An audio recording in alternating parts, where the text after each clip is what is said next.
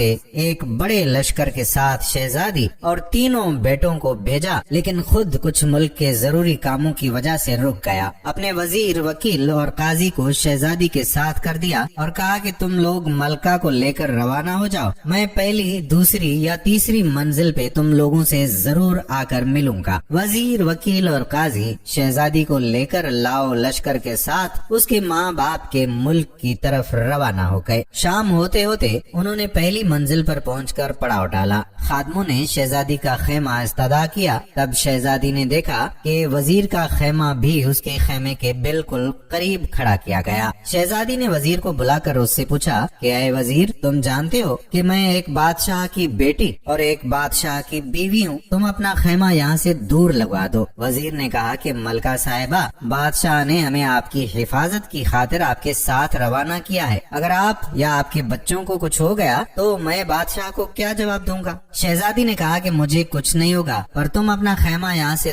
دور کہیں اور لگوا دو۔ لیکن وزیر نہیں مانا۔ خیمے لگ گئے، کھانا وغیرہ کھایا گیا، رات ہو گئی تھی، تھکے ہارے لوگ سو گئے۔ وزیر کے دل میں کھوٹ تھا، اسے نیند نہیں آ رہی تھی۔ آخر آدھی رات کو اٹھا اور شہزادی کے خیمے میں داخل ہو گیا۔ شہزادی پہلے سے ہی بھانپ چکی تھی کہ وزیر بدذات کی نیت میں کھوٹ ہے۔ آہٹ پا کر شہزادی جاگ گئی، دیکھا کہ وزیر ہے تو اسے للکار کر باہر نکلنے کو کہا، لیکن وزیر آگے بڑھنے لگا۔ شہزادی نے کہا کہ اے بدذات وزیر، تم جانتے ہو کہ میں ایک بادشاہ کی بیٹی ہوں اور ایک بادشاہ کی بیوی بھی، نہ میں نے برائی کی ہے اور نہ کسی کا برا چاہا ہے، مجھے مخلوق کے سامنے بدنام مت کر اور میرے خیمے سے نکل جا۔ لیکن بے غیرت وزیر نہیں ٹلا۔ جب شہزادی نے دیکھا کہ وزیر کسی صورت نہیں مان رہا تو اس نے اپنے بڑے بیٹے کو وزیر کے سامنے کیا کہ تمہیں اس بچے کے سر کی قسم اس طرح مت کرو، اسے اللہ اور رسول اللہ صلی اللہ علیہ وآلہ وسلم کے واسطے دیے، قرآن کی دعائی دی۔ لیکن بد کردار وزیر کے دماغ میں شیطان پوری طرح سے گر چکا تھا۔ وہ آگے بڑھا اور تلوار نکال کر ایک ہی وار سے بچے کا سر دھڑ سے الگ کر دیا۔ شہزادی سمجھ گئی کہ بدذات وزیر بالکل بھی نہیں ٹلے گا۔ اس نے وزیر سے کہا کہ تم اب بالکل بھی نہیں ٹلو گے، میں ایک پاک عورت ہوں، اس وقت بھی وضو میں ہوں، مجھے اتنا موقع دے دو کہ میں اپنے وضو کو توڑ کر آ جاتی ہوں، تب تمہارا جو دل چاہے وہ کرو۔ وزیر نے کہا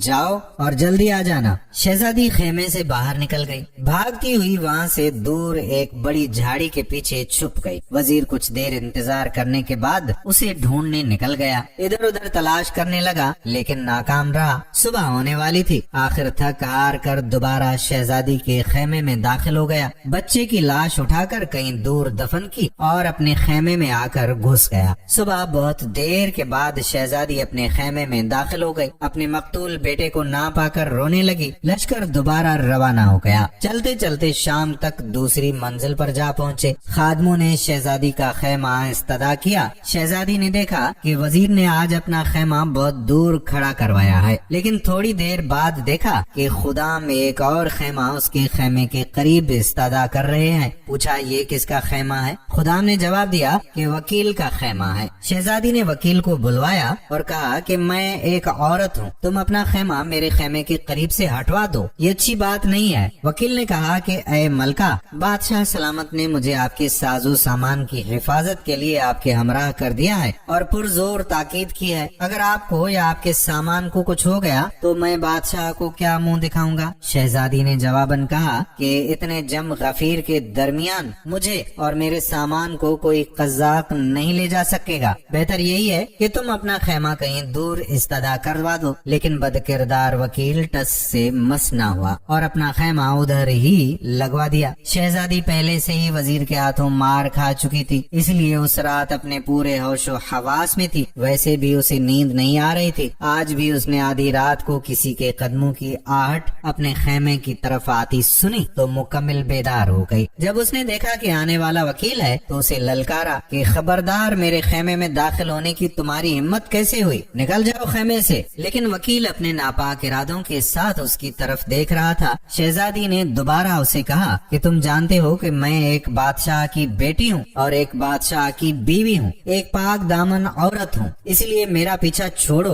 और अपने अंजाम की फिक्र कर। लेकिन बदकिरदार वकील कहाँ टलने वाला था। वो आहिस्ता आहिस्ता उसकी तरफ बढ़ने लगा। शहजादी समझ गई कि ये बदजात भी नहीं टलने वाला। उसने अपने दूसरे बेटे को उसके सामने किया और उसे दुआई दी कि इस मासूम के सर की कसम, मेरा पीछा छोड़ो और निकल जाओ यहाँ से। लेकिन वकील ने भी तलवार से वार करके उसके दूसरे बेटे का सर तन से जुदा कर दिया। शहजादी ने बेचारगी से कहा कि अगर तुम अपने नापाक इरादों से नहीं टलने वाले तो मुझे मौका दे दो, क्योंकि मैं पाक और साफ और वुजू से हूँ। मुझे कुछ वक्त दे ताकि मैं खुद को नापाक कर दूं। इसके बाद जो तुम्हारा दिल चाहे करो। वकील ने उसे जाने दिया। शहजादी खेमे से निकल गई। आज भी शहजादी में जितनी हिम्मत थी निकल भागी और जहाँ तक उसके कदमों ने साथ दिया भागी और आखिरकार थक हार कर एक बड़ी झाड़ी के पीछे जाकर छुप गई। वकील ने जब देखा कि शहजादी अभी तक नहीं आई तो उसके पीछे निकल पड़ा। इधर उधर भाग दौड़ करके उसे बहुत ढूंढने की कोशिश की लेकिन नाकाम रहा। अब उसे डर लगने लगा कि बच्चा भी जान से गया और शहजादी भी भाग निकली। अगर किसी ने बादशाह को खबर दी तो वो मुझे खोलते हुए तेल में तल देगा। वकील जल्दी जल्दी वापस आया, मरे हुए बच्चे को उठाकर कहीं दूर दफन कर दिया और अपने खेमे में जाकर सो गया। जब सुबह फूटी तो शहजादी आहिस्ता आहिस्ता अपने खेमे में दाखिल हो गई। देखा कि दूसरे बेटे की लाश भी नहीं है। समझ गई कि बदकिरदार वकील ने उसे ठिकाने लगा दिया। बेचारी किस पर एतबार करती, इसलिए चुप रही। लश्कर फिर शहजादी के बाप बादशाह के मुल्क की तरफ रवाना हो गया। आज शहजादी अकेली एक बेटे के साथ गमों का अंबार लिए ऊंट पर सवार थी। जब तीसरी मंजिल पर पड़ाव डाला गया तो आज वजीर और वकील ने अपने खेमे शहजादी के खेमे से बहुत दूर खड़े करवा दिए थे। वो शर्मिंदा शर्मिंदा शहजादी के सामने आ ही नहीं रहे थे। हैरान और परेशान थे कि जब बादशाह को पता चलेगा तो उसे क्या जवाब देंगे। आज जैसे ही शहजादी का खेमा खड़ा कर दिया गया तो देखा कि काजी साहब अपना खेमा उसके खेमे के सामने तैयार करवा रहा है। शहजादी ने उसे भी समझाने की कोशिश की लेकिन काजी बदजात भी टलने वालों में से नहीं था। आज की रात भी शहजादी के लिए कयामत की रात थी। वो समझ चुकी थी कि काजी बदजात भी उन दोनों से किसी तौर कम नहीं है। आज रात तो शहजादी बिल्कुल भी नहीं सोई, बैठी रही। जब आधी रात से ज्यादा गुजर गई तो देखा कि काजी भी खुरामा खुरामा खेमे में दाखिल हो रहा है। शहजादी ने उसे भी बहतीरा समझाने की कोशिश की, बहुत मन्नत समाजत की, खुदा के रसूल के वास्ते तक दिए। यहाँ तक कह दिया कि अगर वजीर वकील जाहिल थे लेकिन तुम तो आमिल व फाजिल इंसान हो, लोगों को इंसाफ फराम करते हो, तुम्हें ऐसी हरकत ज़ैब भी नहीं देती। लेकिन काजी भी पूरी तरह शैतान बन चुका था। उस पे इन बातों मन्नतों समाजतों का कोई असर नहीं हुआ। शहजादी ने देखा कि ये भी नहीं टलने वाला तो इस ख्याल से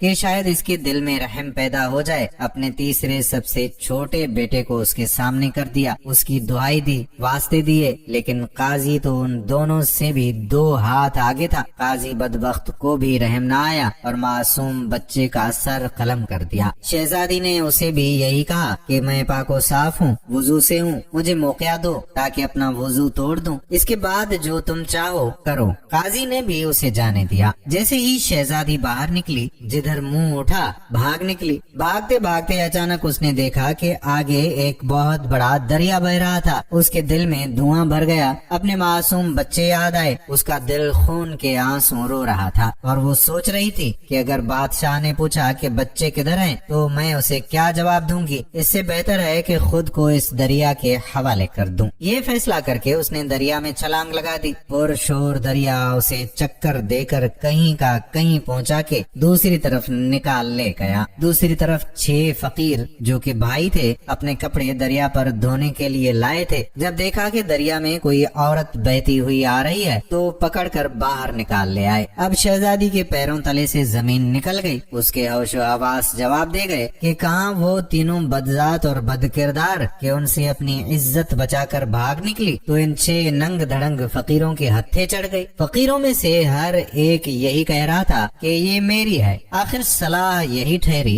कि इसे बाप के पास ले जाएंगे, वो जिसका कहे ये औरत उसी की है। वो शहजादी को अपने बाप के पास ले गए। उनका बाप एक ज़ेरक और अक्लमंद इंसान था। देखते ही समझ गया कि ये किसी शहनशाह घराने की औरत है, मेरा कोई भी बेटा इसके लायक नहीं। इसी वजह से उसने अपने बेटों को समझाया और कहा कि ऐ मेरे बेटो, तुम 6 भाई हो, तुम्हारी कोई बहन नहीं है, इसे अपनी बहन बना लो। तुम 6 भाई और 7वीं तुम्हारी ये बहन, इसकी खूब निगहदाश्त करो, इसकी बरकत से तुम सब सुरखरू रहोगे। बाप के फैसले से फकीर बहुत खुश हो गए और